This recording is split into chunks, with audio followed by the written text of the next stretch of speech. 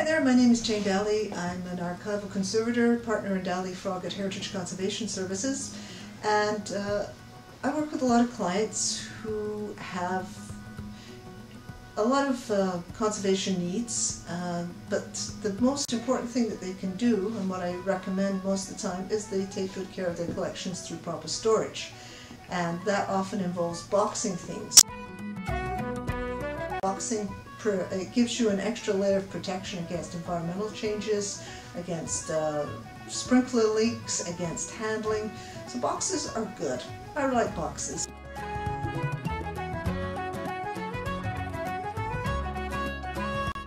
And whenever I'm talking with people about storage, they bring up the cost. Importing or purchasing the correct kind of storage box can cost a lot. You want to have very good quality materials. You don't want to have something cheap and nasty that's going to add to the deterioration challenge to your collections. So as I go through life looking at boxes, I often find boxes that I think could be adapted, made out of good quality materials by people with basic hand skills. So I'd like to show you a few boxes that I've seen that I think would be adaptable for storage use, either in an archives or a museum. This, of course, is a tea box. Not uncommon because I drink tons of tea. If you look at the design, it's a very easy little clamshell box. It's all in one piece. The sides have been glued. So, and you can see inside that the corners have been folded. So if you take this pattern, if you take the box apart, you can then copy it in a suitable material and come up with your own little clamshell box. This does take a little bit of gluing. There are various online tutorials, and I'd be happy to show you if you want to contact me. We also do workshops in box making. If you're ever interested in having me and my team over to your museum or archive, we'd be happy to help you make custom boxes.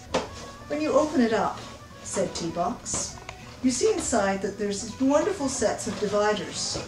A lot of people buy boxes standard sizes and then find that they have artifacts that don't fit very well in the boxes. So this is a method of dividing up, which is really easy when you look at it.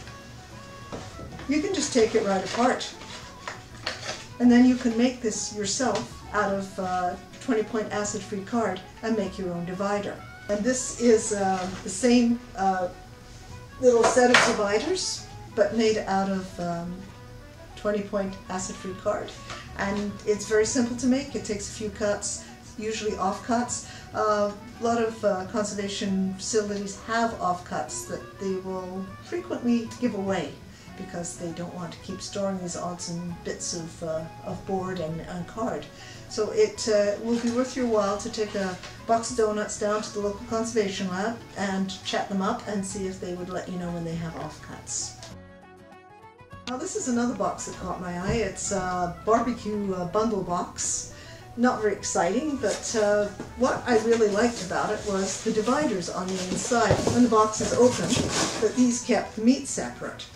If you have a large box and again you want to divide it up in a slightly different method than the tea box, you can make dividers again out of the acid-free card. Simply a piece of card which is then trimmed to make little legs, and then folded back, adhered, and then you have your dividers.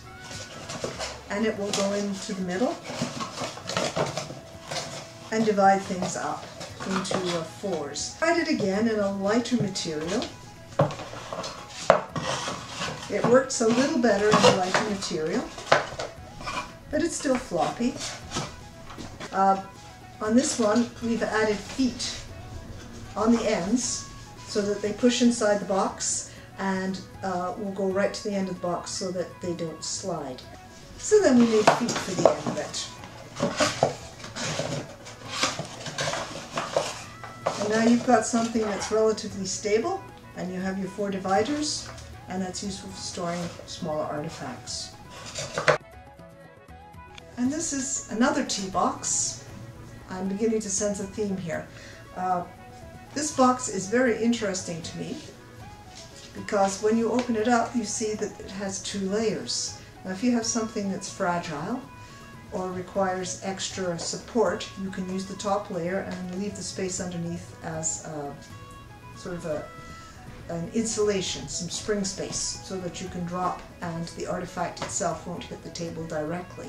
Not that you should be dropping artifacts, but I know sometimes handling, if you have something heavy in here like glass plate negatives or glass artifacts, then you want to have that extra little bit of support underneath. But if you don't, if you just want a two-tiered box, it is possible. What we did was take out the liner and copy it and look at the design.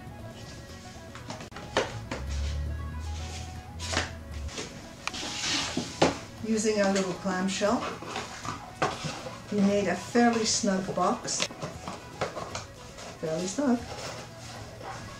You can make two of these and push it all the way to the bottom and have a double-decker one, or you can leave it at the top and have the space underneath to provide extra cushioning.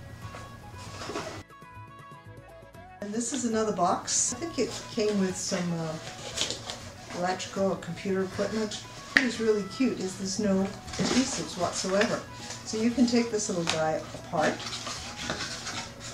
and then you have a template that you can copy onto a piece of acid-free corrugated card and make your own box. We used a thicker weight of the acid-free corrugated card. You can get a thinner one, but even so we could allow for the difference in thickness of the walls and make a little box. No adhesives, just using the pattern. So by looking at the boxes that you use in everyday life, you can often find templates and patterns that can be adapted for your collection.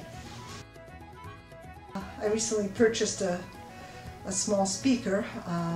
When I opened it up, I discovered the box, it's got an unusual feature. It's got a magnet.